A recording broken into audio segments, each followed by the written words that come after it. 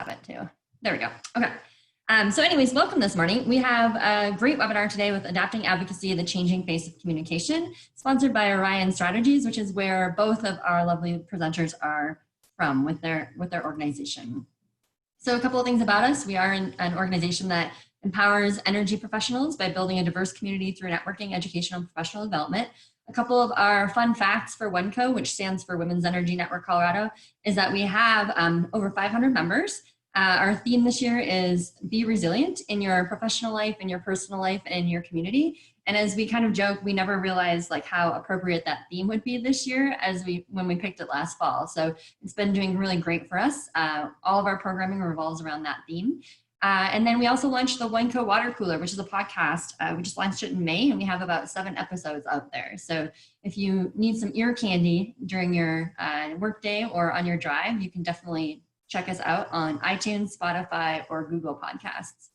Membership, as you can see on the right-hand side, you can find this all on our website, but membership is $125 for an individual, discounted for government employees, and then we also have corporate memberships that start at just $800. Some of our upcoming events that we have for WENCO, obviously all virtual right now, except for July 16th. If you're tired of the virtual, we get to do a drive-in movie night with the Denver Petroleum Club. And if anybody else loves the Truffle Shuffle as much as I do, you're definitely going to enjoy this because we have Goonies and the Back to the Future as our double feature. We also, on July 22nd, for those that aren't members or that are new members, we have a WENformation session that you can join and learn a little bit more about what membership does for you and how you can benefit from being a member. And then on July 29th, we have our next webinar, which is State of the Women in Energy. And we have great speakers. We have Kristen Blessman from Colorado Women's Chamber of Commerce, and then Jan Coleman, who is at Whiting with me, as well as the Mayor of Thornton. And Ann Cardo, who's on our leadership team, is going to be moderating that discussion. And then we have another outdoor event that Keely Van Cleve, our president-elect, has pulled together. Whether you come July 31st or August 1st, we have a fly fishing, an intro to fly fishing event up in Frisco. And it's a full day, 8 to 4, and you can pick one or the other, and it'll be super fun. We have a maximum of 12 women each day, so we can stay socially distant, but should be a great time, and it's an opportunity to see people in person outside. And then coming up in October, we will be launching our WENCO Summit and Annual Luncheon, and that we will send more details out in August. We are looking, kind of deciding if we're going to go virtual on that or try and stay in person, but we will keep you posted, so check your emails for that. And then if you want to find us, obviously you can connect with us on LinkedIn, Facebook, Instagram, and Twitter, or shoot us an email, and I'll pop this back up at the end again if you need it for any reason. But for now, I can't wait to introduce our 2 speakers. Today we have Amber Vineyard, which I had to ask if that's really how she says her last name, and she does, and I love it.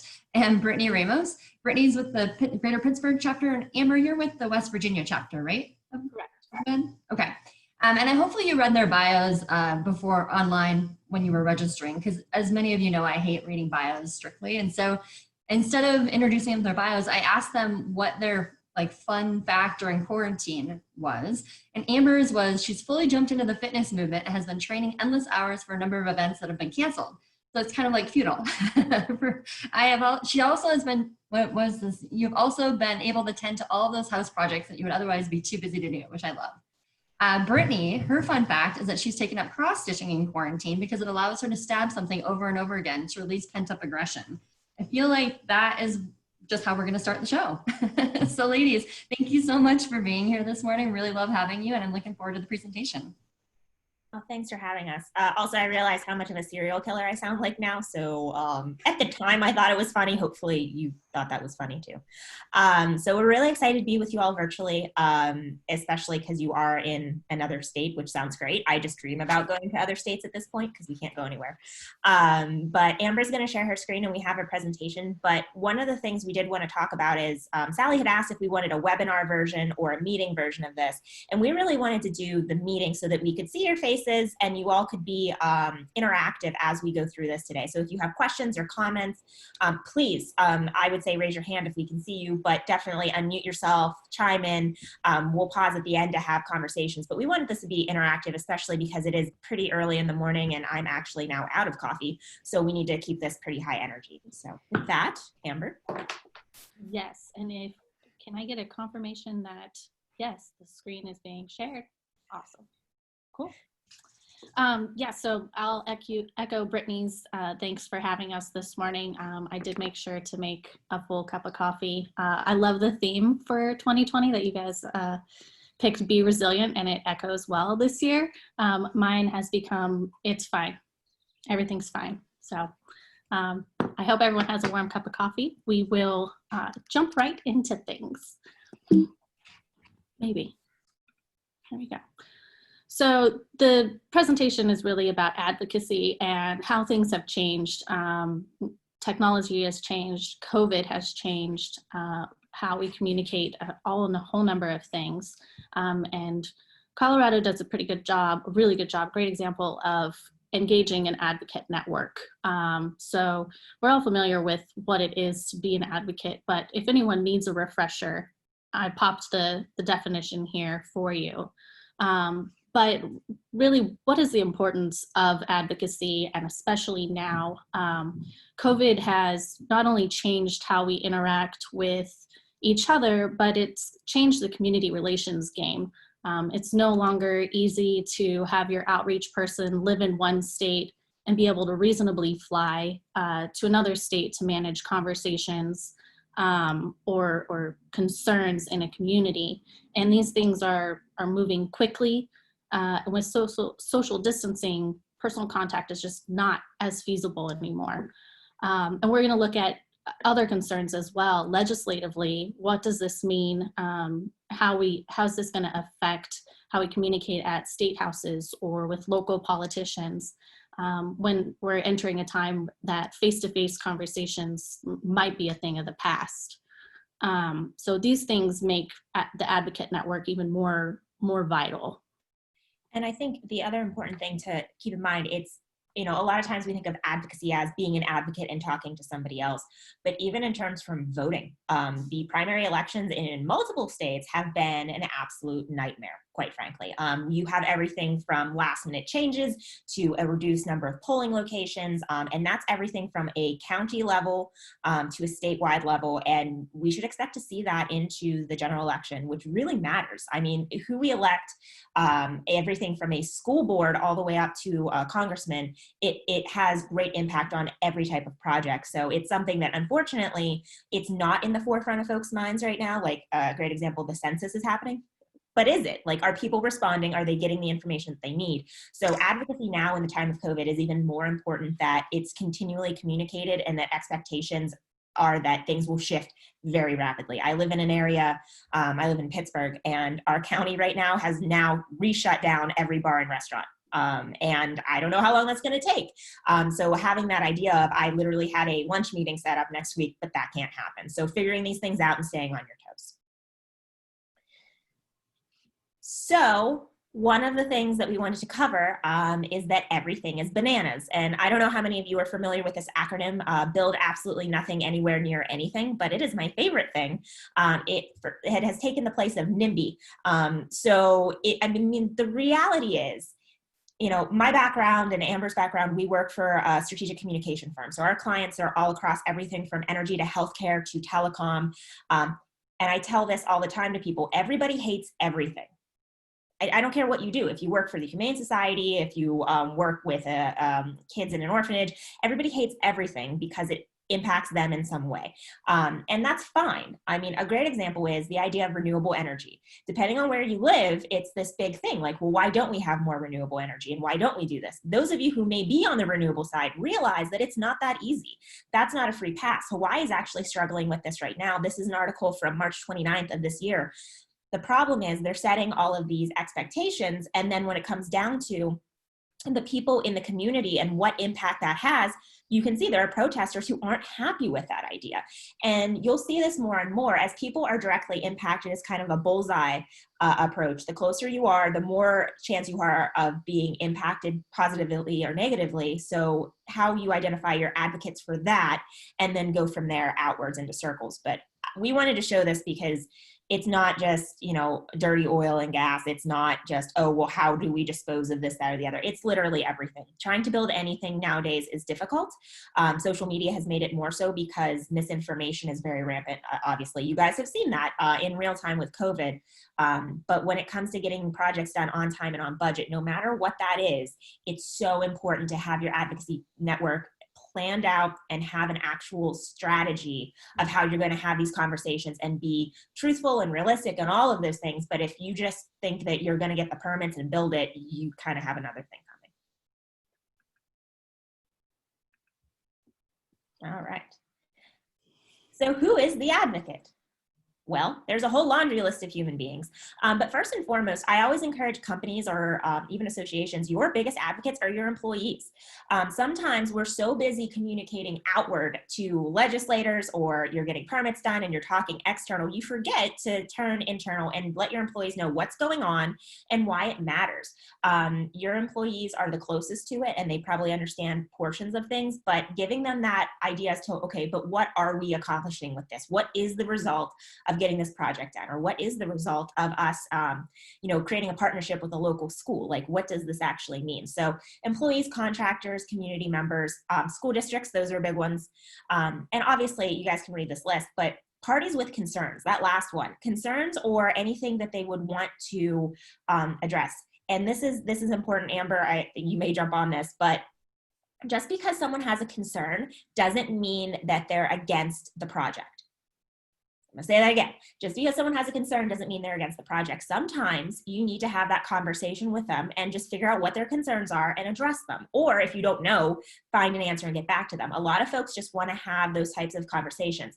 If you automatically shut out anyone with concerns, all you're doing is building a bunch of people who think that you are not transparent and that you're hiding something. So I always like to stress this because I do come from a background in the natural gas side with an E&P company. It's so quick to be like, well, they don't want to do this, but why? Like, let's have that conversation. So anyone with concerns, talk to them. If it doesn't work out, it doesn't work out, but don't give yourself folks who are going to line up against whatever it is just because you're not willing to sit down and have the socially distant coffee on Zoom.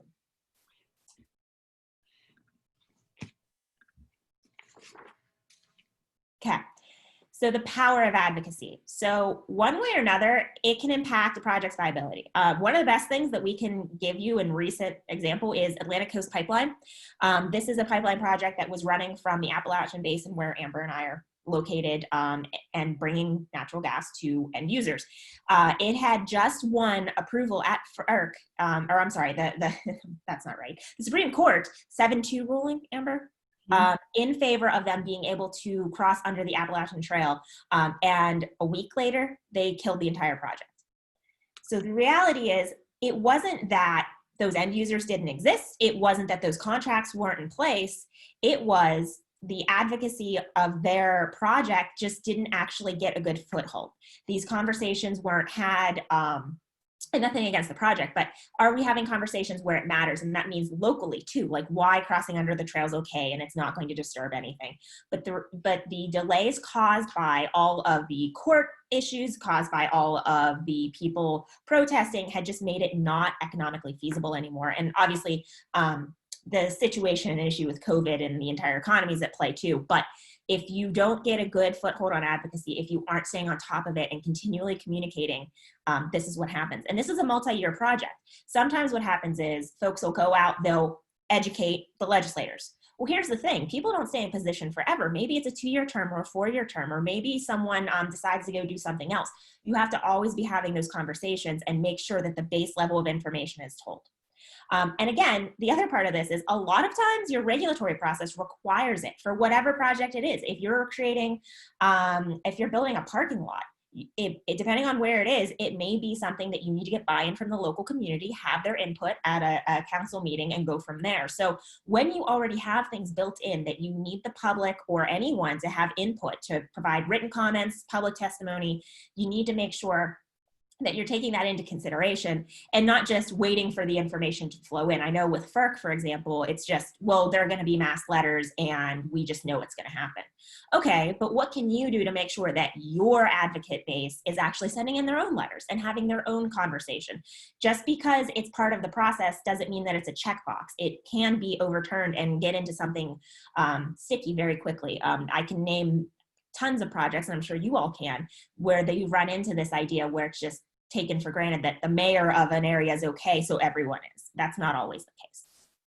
And I think there's another great example is what advocacy looks like. So on the left here is Bubba Wallace. I don't know if you guys know who he is. I didn't until recently because I wasn't a NASCAR fan, but I'm getting there. I've made all the turn left jokes, and I do love Days of Thunder, the movie with Tom Cruise. Anyway, so Bubba Wallace is someone who is an example of a super advocate.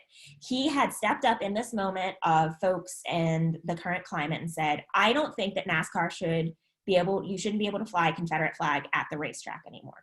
And I saw him make that statement, and I laughed and was like, sure, maybe in 3 years. Except 2 days later, NASCAR made the announcement that you're not going to be allowed to fly flags on their property anymore. And it was an example of him taking his system of just putting out a statement saying, this is why it's offensive and it happened. So you can have one person have a major impact on decisions that obviously there's fallout from that. Or on the right, this is a photo of the DAPL protesters, right? So these are hundreds, thousands of people, some there, some from external, some who were watching live streams, all coming together for year after year after year protesting, and eventually you continue to see it chipping away at that individual project. Now, I just picked these two, but the reality is every single day this is happening at multiple levels, and sometimes it's one person with a lot of power speaking out, and sometimes it's thousands of people, and we'll get a little bit more into that next. Here's the other thing. So you identify your advocates, you know what you want to accomplish, you need to meet your advocates where they are. So this is a social platform used by demographics. Let me see where this is from. Okay, so it's from last year, so this has probably changed. But I want you to take a look at this. A lot of times what folks do, and if you are even the Humane Society, I'll keep coming back to them, I love them, but the Humane Society all the way to permitting a pipeline, a lot of times it's like, well, we have to be on YouTube and Facebook and Pinterest and Twitter and all of these things. The reality is it's so important to meet your advocates where they are. Be strategic in that, because it's a shotgun approach is fine for certain things, but not really for advocacy. It needs to be transparent, it needs to be consistent, and you need to meet them where they are. For example, Reddit, 11% of the US population is on Reddit. I am one of those people. It is sometimes a cesspool. However, depending on what you're doing, it makes sense. For example, there's a large contingent of Bernie Sanders supporters on Reddit. For them, it makes sense. His entire group has the little subreddit that they talk about. Does that make sense necessarily for a wind farm that's trying to be permitted? Probably not.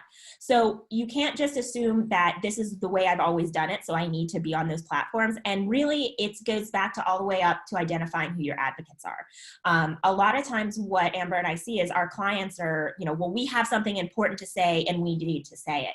But you also need to make sure you're saying it in a way that your audience is going to see it and that they're going to understand it. The next slide also gives you an example of assuming things. So this is the US broadband access by county in the country. There are some really dead zones here of no broadband internet. And this has become a bigger issue, obviously, in the time where we are now, where we're working from home. I'm in my dining room. And do I have access? Am I able to do this? Are school kids able to access their studies? But it also matters in terms of advocacy. If you're doing a geo-fenced digital ad on websites, and you live in an area where not everybody has access, you're going to automatically limit your audience.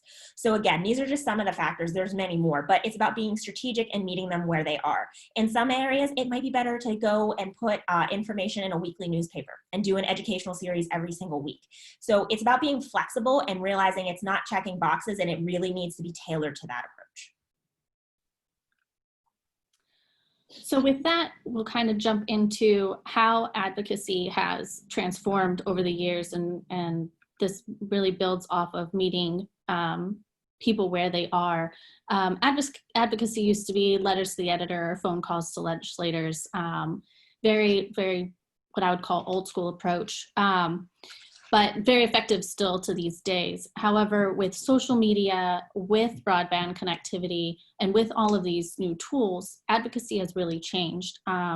Cell phones introduced the citizen reporter. No longer can you just go do something out in public and expect to get away with it because maybe 5 people saw it. Someone is always recording. And I think that we're seeing that more and more. I know we're seeing that more and more. It's very apparent in all of the movements that we've been seeing lately. And these videos are often altered, maybe not necessarily in their rare form, but they get out on social media and they're shared and misinformation gets out. And suddenly it's not just the reporter that you have to contend with. It is the citizen that just caught something at the right moment and the right time. So being able to be flexible and navigate that new environment, prepare your advocates to navigate that new environment, and make sure your employees, contractors have the information they need to fight back against that misinformation. We've also really been introduced to the age of the influencer, which direct marketing has been around for ages, pyramid schemes. So it's not anything new, it's just a new term. And now there are new platforms to do it. There's Facebook Marketplace and Instagram and all of these fun filters and Snapchat, and people are always selling something. You introduce these moments and blips in time where they can easily tag on and add a hashtag to their post in order to get more views, more likes, and suddenly what seems as someone that might be selling a face care product is lighting a fire and creating change because of a hashtag that they added to a filter of them at some conference, some concert. COVID has also introduced this period of where we're distantly connected. So everyone anywhere can have an opinion on anything. You're no longer limited to the information that's put out by your local newspaper. We're all at home on our computers all the time now. And with that comes being consistently logged into Facebook or Twitter or whatever news outlet is playing in the background. And there's no break from any of this. So you're just continually being pounded with information. And that really boils down to a message being amplified, whether it's a positive or a negative message, or even the message that you want out there. It is being bounced around echo chambers and shared multiple times with multiple spins. So being able to put your voice out there and being firm in what information you have to provide is going to be infinitely important. And with Google and Google Maps, technology is just increasing the availability to log on to a place and zoom in and say, something doesn't look right here. I'm no engineer, but let me take a picture of this and submit it to my local city council or screenshot. And suddenly there's people investigating or looking into things and raising questions when there might not actually be an issue, and people just don't know how to identify an issue versus a non-issue because they're not fluid in the language. And then circle around to COVID-19, and that really gets back to meeting people where they are. People are just bogged down with information and getting hit with things left and right. And it's going to be even more important to find ways to break through just constant noise. People don't want to be screamed at anymore, but they're still wanting to scream, and they're wanting something to scream about. So just being able to still figure out how to have those conversations. And I think one of my favorite issues of citizen journalism just gone ridiculous. We had a complaint at a company where I formerly worked, and it was that we were dumping sludge or something into a river. And the reality was it was a fresh water truck that was at a withdrawal site that was taking water, but it was escalated so quickly. And so just at a ridiculous breakneck pace because of what the content was. But it wasn't just us responding to locals. It was also, now you have the department that regulates what you're doing that's being dragged into it, and they're dealing with it as well. So keep in mind, not only are companies and associations who represent companies dealing with this, so are your regulatory bodies. They're dealing with having to have this type of overload of information, people calling in, and they may not be an engineer, and they're sending you this saying, no, this is wrong. So everyone's dealing with this. And then to COVID-19's point, there used to be a time and place where people would look to celebrities and be like, wow, so-and-so really knows what they're doing. Now we've seen kind of a backlash against celebrity culture. It started with that Imagine video, which I don't know if you guys have seen it. If not, I made it about 10 seconds through. And it was all of these celebrities singing Imagine about, you know, having no possessions from their mansions, and they're quarantining with their giant indoor pool and all of these things. And it really struck a wrong note with most of folks. And so we're actually seeing a little bit of backlash against this celebrity says that this is bad, or this celebrity says it's good, I should listen to them. So the point of that is, while these things are true today, tomorrow it could be another story. So it's just how quickly everything's changing. And to Amber's point, the distantly connected, the digital connection makes it so much more amplified now than ever has been. And I will tag on to that celebrity point. Celebrities are just really sticking themselves into a lot of things that they might have otherwise. They're just like the general public. They might not otherwise have cared about it before, but now it is all over, and their fans are expecting them to make a statement. So it's fine. It's fine. Everything's fine. So Brittany had mentioned meeting individuals where they are. And so I wanted to do just a brief overview. I'm sure a number of you are familiar with the core social media, or all of you are probably familiar with the core social media platforms that are out there. So I dropped the most popular ones in here. They're the newest one, TikTok, which might be banned in the United States. So we'll see if it does disappear and something takes that place. But these are the ones that have really just taken foothold as far as communications. And you can see I put down the age ranges there. YouTube is kind of all over the place. Everyone across the demographic, about 70% of all age groups is on YouTube.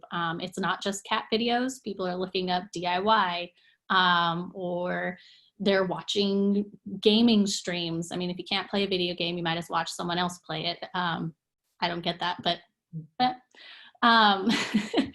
but this goes back to making sure that you're on the platforms that make sense for your audience. Now, there used to be a time where, as Brittany mentioned, companies would just jump on every platform and resonate the same message over and over and over. This is what we want to say, and this is what we want people to know. But social media is really about flexing that wall and pulling back the curtain. It's okay to be on a platform in order to reserve that platform for your brand name, but it doesn't necessarily mean that you have to have something to say on every platform. And if you do have something to say on that platform, make sure your brand voice matches the platform. So if you're on Instagram, you're going to want these very airy images of this life that I want to lead, versus, and tying in some information there, versus being on Twitter, where you might be trying to reach out to legislators or media and get them to make sure they have a fact correct on something. So with that, you also want to make sure that you're identifying who your audience is. Is it the general public? Is it legislators? Is it the media? And what is your message within that platform? A couple of my favorite examples for who is using these platforms correctly: Twitter. If you're not on MoonPie, or if you don't follow MoonPie or Wendy's, you are seriously missing out. There's some snark, and talk about brightening your day. And then Facebook, the Tasty brand by BuzzFeed. I could watch hours of other people making food forever. And they have 92 million followers, and their brand is tasty food. So they're matching who's their audience is right with their content. There's one thing that I would really say about social media, though, is don't get in the mud with the pigs. It's about being social and moving people to action. A third of the audience is going to agree with you, a third of the audience is going to disagree with you, and the last third is going to fall right in the middle and not really sure what they want or what concerns they have or whether they are fully on board. You want to move that middle third and then the third that agrees with you in this advocacy. But if there's people there that are going to argue with you, you don't want to spend your time and risk losing advocates by arguing with them and dragging them down in the dirt and dragging yourself down in the dirt with that. Pigs like to be in the mud. Don't get muddy trying to prove a point. That being said, you shouldn't just block people because they disagree with you either. It could create a good opportunity for education. That was going to be one of my questions for you, Amber, was, in the past I've been told that even if you get negative comments on something that you're posting, that you should leave it. If you leave it just so that you can see other people's point of view, but should you address it, I guess would be my question. I think it really depends on what the comment is. So if it's vulgarity or something that really goes against your brand, I would consider blocking it. Brittany might be able to speak to that because she actually has an experience with that specifically. But also I think there's value in leaving it or even addressing it with something that says, thank you for your feedback on this. Responding also boosts your comments and your posts in the algorithm. So the more comments on something is going to bring it more up to the top. But using it as an opportunity to just fight back and tell someone how absolutely dense they are on a topic, I would not recommend going that route. So here's my experience. So all of these platforms, and thank you, Amber, for listing them so lovely.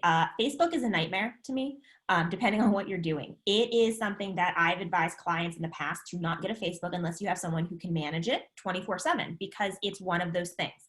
So it's about putting in rules for that. So Facebook, there are rules that you can post to your community, like no profanity, nothing vulgar, and you can have different things. Now, to Amber's point, you don't want to just have one and block all comments necessarily, because then it's not social media. Then it's literally like, you should just have a blog. If you just want to comment stuff, just have a blog and just put that information out there, or a news section on your website. Twitter, for our purposes, number one, legislators love Twitter, and so do the media. The media loves tweeting stuff out and breaking news that way. So a lot of times Twitter is a good platform to have, depending on what you want to do.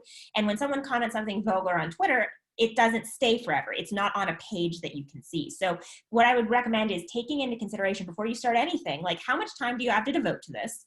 And then what is your policy? And also telling your employees what your policy is too, or whoever you're working with. Like, should they come on and brigade? Do you have a social media policy for your folks? Because you should.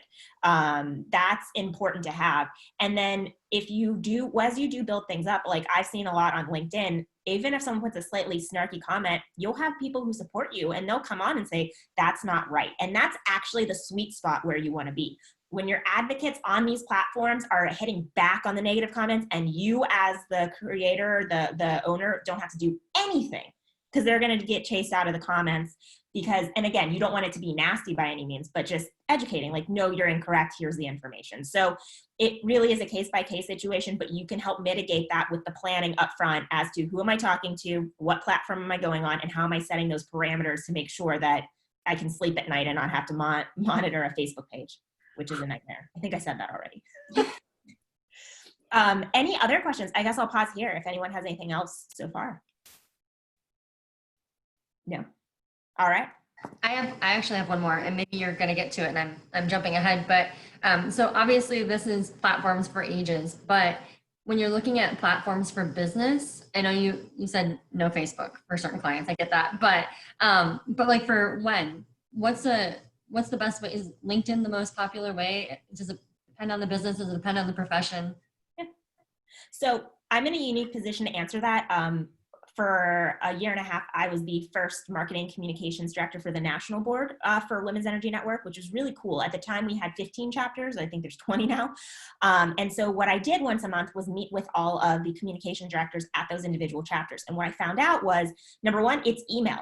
So this is social media platforms, but email is the most popular way to communicate with people. It is an entrenched form of communication. It spans all age groups because you don't have a choice, right? Your college professors tell you to use it. Your parents send out mass chain emails about having lucky pennies and stuff, or at least my mom does. I don't know if anyone else's parents do. But email is a very accepted form of communication. So that's the number one way of communicating. From there, it depends. I know the Permian Basin, they don't necessarily have any social platforms because their folks just communicate via email. They may not have cell phone reception. They may be out in the field. They may not be in an office. DC, they may be using Twitter more frequently. I know you guys are on Instagram. It just completely depends on where you are. But email is absolutely the number one for when. And sometimes that gets overlooked, but don't underestimate a good email news blast, which you then can cross-post on other things. And I would say that really goes back to defining your audience and what your messaging is as well. Facebook, I have clients that have very successful Facebook pages. And people interact and share content, and it's a very positive world, but you have to build that positive world, build that trust within the community as well. I think when would be great on Instagram. You have a lot of professionals that are coming up through the industry that are, age 22 to 28, and they want to see like, okay, this is the life that I can have within the industry, or this is the how I can affect my community. It's about what the platform is trying to portray. Instagram's your lifestyle. Pinterest is your Google dream board. I wouldn't recommend that for very many brands, though there are some brands that do it effectively. I'm going to interrupt you. Is anyone on here from Chevron? Okay.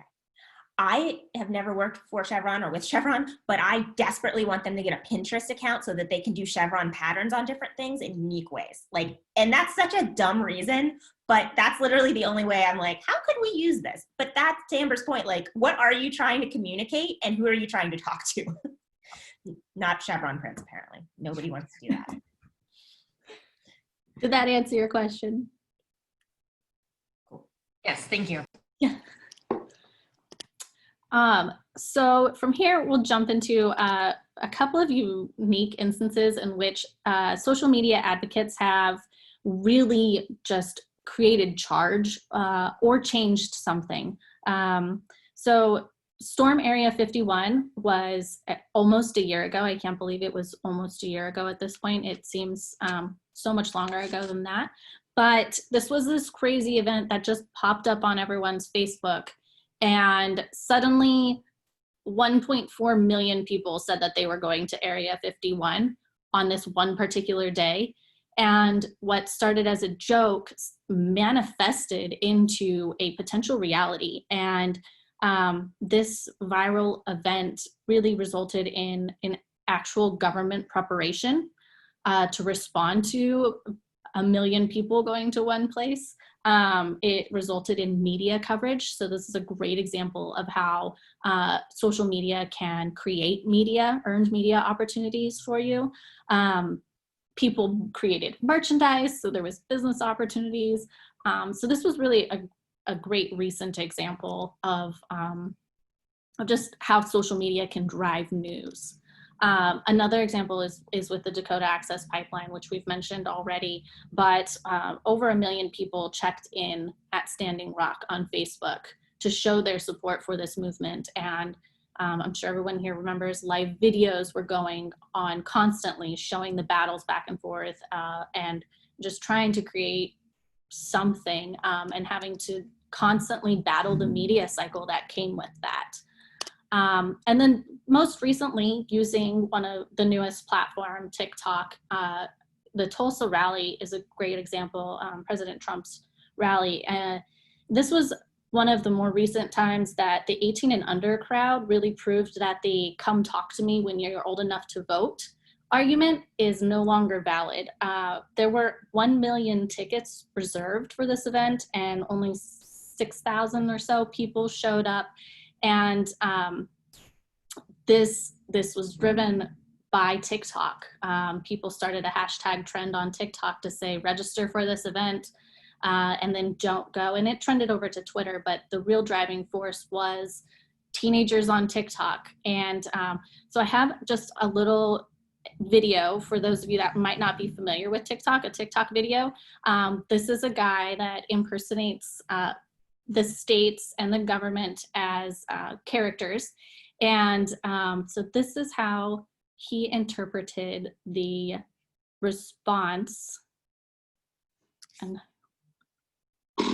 so that didn't go so well. Are you talking about the rally? Yeah. 1 million people reserved tickets, only 6,000 came. What caused such a big disparity? I don't know. Are you guys like not on TikTok? Isn't that just a bunch of kids? You sound like every Scooby-Doo villain right now. What does TikTok have to do with this? Well, it is a bunch of kids, and about 1 million of them reserved tickets to his rally. What? I got 8 myself. They were free. So a bunch of kids inflated the numbers as a joke? Your dad just got rickrolled by the generation that ate Tide Pods. Oh my God. Never gonna give you up. So I laughed at that video just because I feel it was a great embodiment of the states and the personalities. But it's a great example. People have blown off TikTok for a little while now because it's just dancing teens. But in reality, it's becoming a driving force in a narrative. And there are a number of sides of TikTok. And the 30 and over crowd is something to pay attention to. They're on there as well. Yeah, Sally, here you go. That was my COVID. I downloaded TikTok at 42 years old, so it's great. I don't have TikTok. I just let Amber send me videos that I should know. Like that's where we are. But I do want to, like, this seems ridiculous. And this is something that, I mean, Sally, we would love to come on your podcast and talk about this because Amber and I have already started etching out what we would talk about on a podcast. But there's this whole situation around social media, and we won't get into it deeply here, but the idea of just reading sarcasm and internet sarcasm and understanding what that means. Like, if you look at this Area 51 screenshot, it's literally hosted by shitposting because I'm in shambles. So somehow this joke of an event got national media attention. I can't imagine how many millions of dollars were spent in, they had training internally at the Air Force bases. They had all of this information, like, here's what's going to happen and here's the response. And all of these resources were thrown behind this something that very clearly was a joke. My mother calls me 2 days before this. My poor mom, if you ever watch this recording, I'm sorry. She asked, where are these people going to stay? Like, are there enough hotel rooms? Like, should I send like sleeping bags? I'm like, Mom, no one's going to show up and Naruto run by, like, this isn't a thing. And like, I think like 20 people showed up, like, but it became so serious so quickly. And it's this idea that if you're going to be on social media, you need to be able to understand that language too. And Amber pointed out Wendy's like being snarky and whatnot, but it's about understanding the nuances in this type of communication. And again, we're speaking to social media, but it's also true of email and everything else you do, newspapers, television, radio. It all has its own code of operation. The internet just happens to be a little bit newer than the others. And I think it's taking some time for the actual news media to realize, like, this is a joke. Like, it should have been very clear. So. Agreed.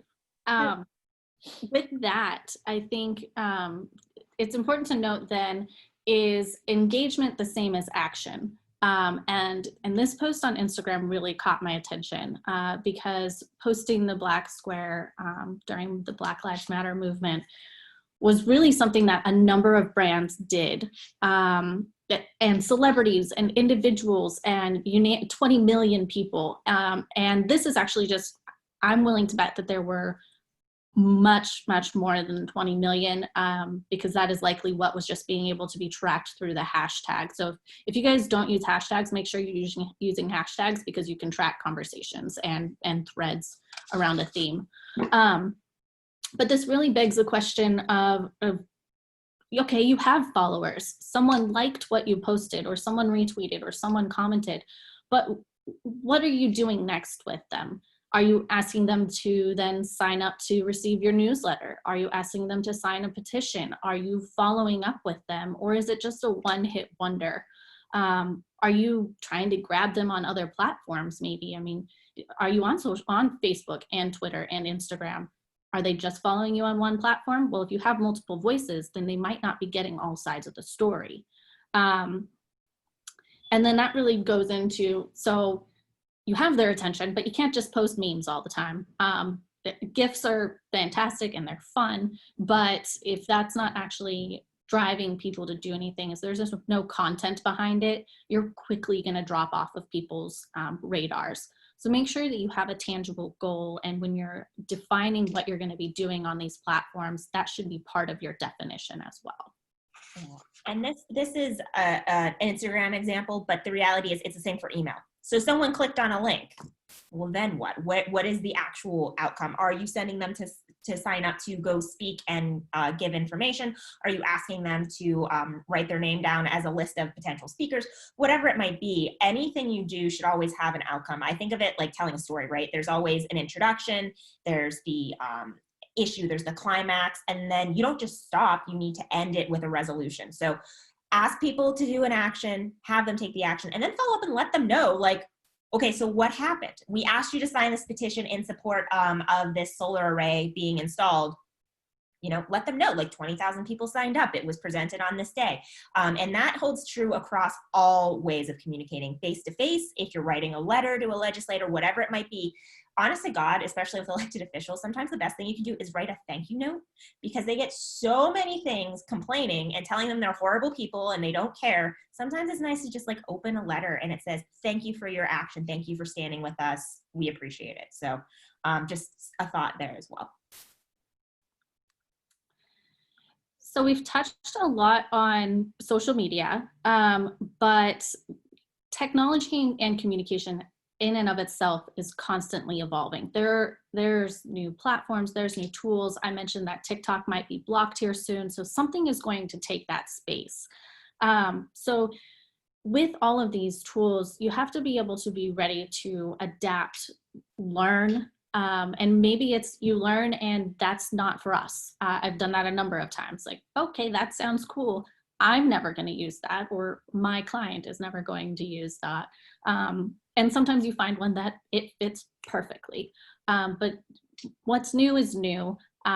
Explore it, see if it works. TikTok is new. It might not be new for you. It might not be something that works for you. But what is old is also new. We've talked about email and letters to the editor and phone calls and thank you notes. That stuff is all communication too, and that stuff all is still working. You don't have to be face-to-face to do those things, but those are still voices that can be pushed out with messaging that is still very effective. I think during this time, there used to be a phrase of everyone's having a conference call, and that could have been an email.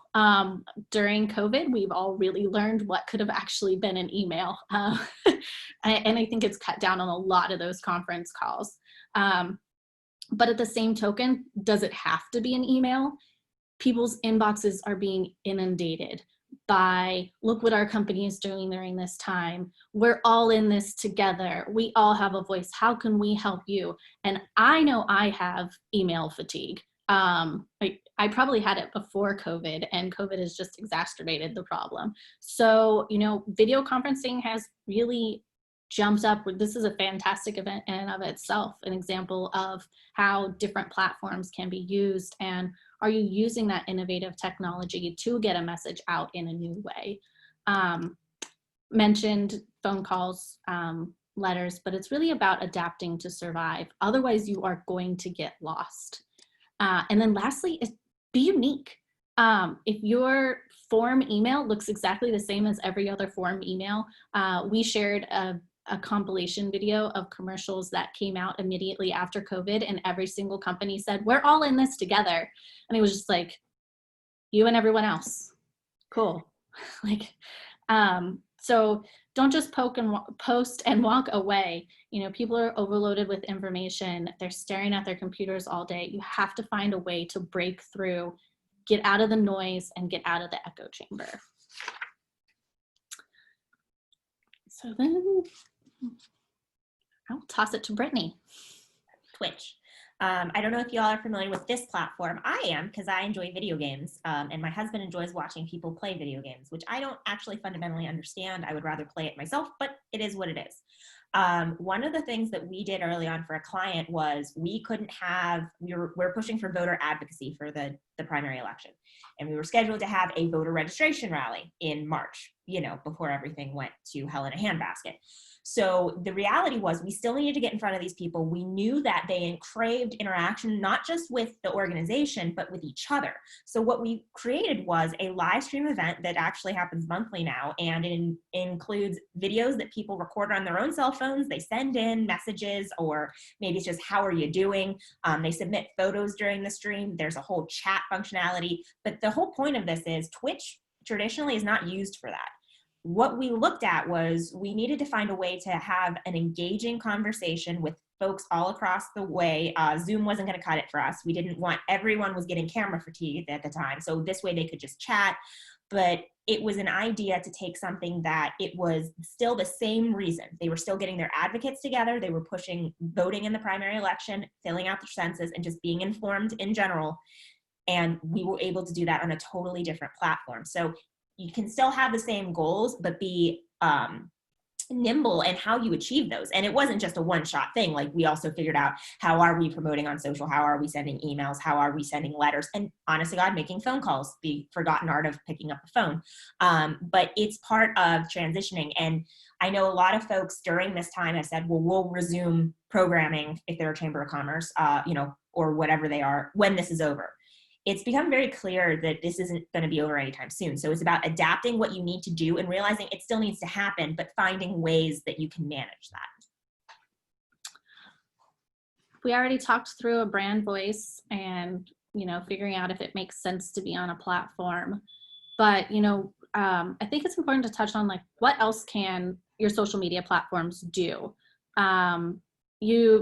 LinkedIn has blog availability hosting. Facebook, you can do polls. Twitter, you can do polls. All of these platforms give you an opportunity to gauge social commentary and get honest feedback from your advocates or potential advocates. And then everyone loves a good giveaway. Drive participation with a giveaway. And, platforms, one of the things we didn't touch on are websites, but I know we have helped clients with communication where they've created microsites for internal communication specifically for this, because they can no longer have a quarterly safety meeting, or they can't have a check-in with, what's going on. So they instead have these internal things that they've built that's not different. It's just a different way of getting the communication out. And it may not be exactly the same, but they're finding folks are engaging with it in different ways. Like, for example, maybe they're happy to submit a photo, like they did a challenge, show us your new coworkers. And it was fun photos of your kids, like writing next to you as you're working, or your dog, or normally your cat laying on your keyboard while you're trying to type something. But people, it really gave them an opportunity to connect in a way that they are missing that social interaction. They're missing human beings. So for them, it was creating a platform where they could do that in a way that was social, but also get that information out, because you want to maintain that balance. And I think you're going to see a lot more of that as this pandemic continues, people figuring out how you can stay connected and actually show care and concern for your employees, and understanding that no one has been left out of this. Everyone's lives are drastically different. A lot of people are going through a lot of different things. So I expect you're going to see a lot of that, and not just on internal sites, but even externally, like the content you're providing. Sometimes it's called doom scrolling. I saw this as a term where people just get sucked into the loop of like the latest COVID numbers, or what's happening with the social protests, or you pick a topic and it's just all bad news all the time. So a lot of folks are transitioning into more of the, here's a bit of uplifting news. They had that whole John Krasinski, some good news micro, that was a YouTube, right? So people are adapting for what they want. And mostly at the end of the day, you just need to realize you're going to need to stay on your toes and stay nimble in this, because business is continuing, things are still happening, but you need to make sure that you're still providing messages in ways that people can receive them and in a tone that makes sense for them. And that's what we have for y'all. Sure. Any questions, thoughts, anything that you'd like to talk about? I have another quick question. Back at the beginning, you were talking about things being affected because of COVID, like the census. Mm-hmm. How do you think they're going to make sure that that still is a priority for people to get those census results in, so to speak? So typically the way the census works is you'll see the commercials and then they'll mail you the information, like it's coming, they'll mail you the information, and then they send people door to door to every household and ask you to complete your census. They can't do that. That last part is missing. You also would have places like libraries or public places having those like set up right at the entranceway, like you're coming to get your library books, fill this out in 10 minutes. So what's happened is they're shifting a lot to digital. I've been seeing a lot of ads that way. They're doing more television commercials because people are at home more than they had been. And you can actually, they track the rates of return. So they're doing their best, but the other thing is an educational component of, is my information secure, and what does it actually mean if I do fill this out? And it's funding for your community, but it's also representation, right? So it's getting people to actually care about it. I will also say there's been a wrinkle thrown in. The idea that voting by mail may not be secure, which has been floated and will, I imagine, be a terrible thing that's going to happen in the general election. We had seen for our client that we were helping with just census awareness, people were concerned about the security of the information they were giving. And that's something that's going to continue to flare up because people, for some reason, are starting to question where this information is going and what is the most secure way. And there's not really a good answer, but it looks like the census is just doing kind of every platform approach to talk about why it's secure, why you need to fill it out, and that type of educational campaign. I will say that I am surprised that, and maybe I just have not received one, but there has not been a text message drive campaigns use it all the time. That information is available. We all get spam calls on our cell phones. So I'm surprised that there has not been a text push. Here's a link, fill out your census, because it really is just a matter of following a link and doing it. That being said, not everyone has a cell phone. So this goes back to reaching people where they are. And that's going to be the biggest challenge. I have a question. My name's Jenny Sparks. I was curious to know if there's any sort of aggregating tool that you would recommend that's good for social listening, just like as a team kind of tool, so that you don't have to like go into each tool individually and kind of manually look at all of that stuff. I think we both use, I say Hootsuite, but Hootsuite. Is that what you use, Brittany? I find that to be a very effective tool. Yeah, that's typically what we use. We do, I will say there are sometimes discrepancies on the analytics that you pull. So if you're looking for straight analytics, I don't think there's a better option right now than going straight into your platform. But in terms of just managing follows and likes and scheduling, that's great. Thank you, Sally, for dropping the link. Hootsuite's great, and it's a very low dollar thing to get involved with, especially if you have a small team to work with. Yeah, it shows all of you can really create the platform as what you want to see. So you can see what you've put up, or all your social media accounts, or who's responded, and it really just pulls all of that interactive information into one place. Right. Now, that said, when you have accounts that are like millions of followers, there are other more beefed up platforms that you can use that also look at like what's the sentiment of different posts that people are responding to. But that's definitely, we can have that conversation if you have something in mind, but that's definitely down the road, especially when it comes to advocacy. It generally takes a bit more time and care in cultivating when it comes to that. Like if you're driving towards an action, when it's like, B2C marketing, like you're trying to get a product out, that generally tends to be much more about like listening as to generally what's going on. All right, since we are coming up on 9 o'clock, if you have any other questions, obviously Brittany and Amber's emails are both there. Feel free to reach out to them directly. This was absolutely wonderful. Thank you both for doing this. I love this concept, and I think Naomi's on the line, and she is maybe interested in getting you guys at the national conference to speak next year. So yeah, good luck with that. Thank you again. Oh, there's Naomi. Except for I am, and this was a great session. I was just notified yesterday that I was selected as the speaker chair for national conference in April, and it would be super duper if we could get you on the list for that as well. I would love that. I went to the last conference in Colorado, as luck may have it. I mean, And next year's obviously isn't going to be as good because it's not in Colorado, but I mean, there's that. But yeah, that'd be great. And we're always a big fan that advocacy applies across the board. So however we can help, no matter what you're doing, you need to have allies to help you. So that'd be wonderful. Great, thank you. It was really rich content, really real content, I think. Thank you. awesome. Well, thank you again, Brittany and Amber. You guys, everybody that was on the line and took the time to come in this morning, I appreciate you. Have a wonderful rest of your day, and we will see you all soon. Thank you. Bye, everyone. Thank you.